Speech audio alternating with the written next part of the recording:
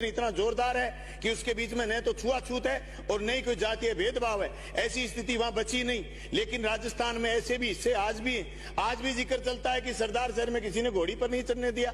आज भी बात करते हैं पाली के उस गांव में गया था मैं जहां जितेंद्र मेघवाल का कत्ल हुआ। 250 घर ऐसे थे जो भूमिहीन है। पाली जिले में बहुत सारी जमीनें ऐसी पड़ी जो जमीन आज भी सिवाय चक पड़ी। उस भूमिहीन किसान वो किसी जाति का हो, उसके लिए सबसे बड़ा दंश है। वो आज भी उस गांव में पीड़ित इस बात से कि जिसकी बटाई पर जमीन करते हैं वो जमीन का मालिक उनके पास साथ दादागिरी करता है। ये मैं देख के आया हूं मेरी आंख से। और मैंने वहां के कलेक्टर को भी चिट्ठी लिखी, माननीय मुख्यमंत्री को भी चिट्ठी लिखी कि आपके पास हजारों लाखों हेक्टेयर जमीन पड़ी है, आप उन गरीबों में जमीन बांटिए। रिश्ते जाति से जमीन से बने हुए हैं, इसलिए हम चाहते हैं कि ये भेदभाव, जातीय भेदभाव खत्म करना। तो हम आए बार भाषण दे दें और मंत्री जी शाम को जवाब दे दें। अब 1 साल बाद ही चर्चा होगी। सभापति महोदय, इस बात के लिए रोड मैप तुम्हारे पास हो। दूसरे दिन चले साहब जालोर में फिर घटना होगी साहब, मटकी की बात को लेकर के बच्चे को पीट दिया गया। अब लोगों ने कहा साहब मटकी का कांड नहीं हुआ, चलो छोड़ो आपकी बात सही है, मटकी कांड नहीं हुआ। लेकिन आप बताइए गोंडवाड़ में, आप सिरोही में जाइए, आप जाइए पाली में, आप जाइए जोधपुर के उस क्षेत्र में जहां आज भी मिड डे मील में आपको कोई एससी की महिला भोजन बनाने वाली नहीं मिलेगी। सभापति महोदय, आपको मटकी की कहां प्रमाण की जरूरत है? आज भी स्कूलों में बैठ के अलग अलग हैं, आज भी टीचरों की अलग अलग टूंटियां लगी हुई हैं। आप एक स्कूल में उस गांव की बात मत करिए, आप पूरे क्षेत्र में घूम के आइए। मैं सन 2001 में जोधपुर के गांव में गया था जब एसएफआई का प्रशिक्षण शिविर था। इतना भयंकर जातिवाद था वो। आज भी 2023 में अगर ये स्थिति कायम है तो इससे बुरी बात कुछ नहीं हो सकती।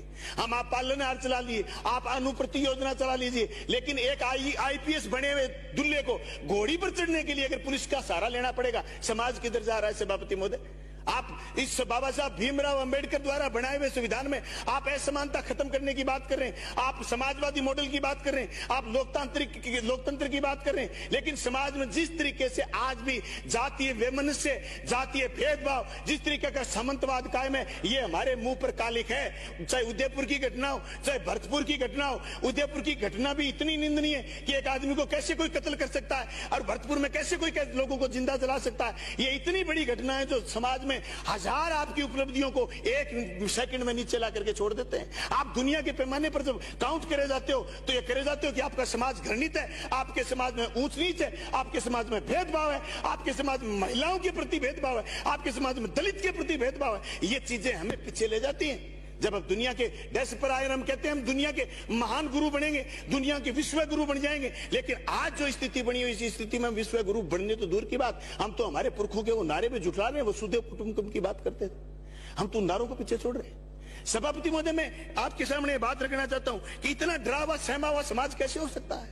आप इतने सहमे हुए एससी के लोगों, अभी आप सदन में देख लीजिए आज जिस मुद्दे पर डिबेट है, ये तो राज्यसभा पर साथ रख लिया आपने।